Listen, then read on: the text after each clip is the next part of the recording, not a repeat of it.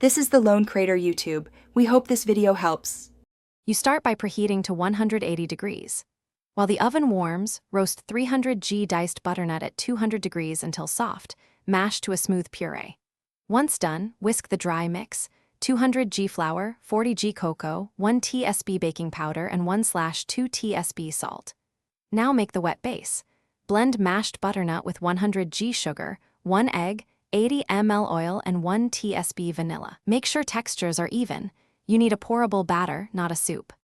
You now assemble the batter. Whisk the wet mixture into the dry ingredients gently, only until combined. This preserves air for a tender crumb.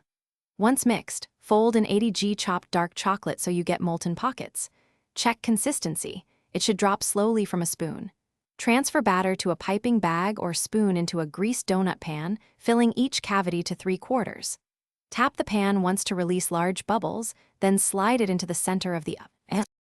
You bake the donuts for 12–15 minutes. Check with a toothpick. Moist crumbs are fine, but raw batter means more time. Let the rings cool in the pan 5 minutes, then transfer to a rack to fully cool. For the glaze, melt 100 g chocolate with 30 g butter off heat, stir until glossy, and dip the tops. Allow excess to drip. If donuts sink or the glaze seizes, you likely overmixed or heated chocolate too fast. Warm a splash of cream and whisk to. Thanks for watching. Consider subscribing if we helped you.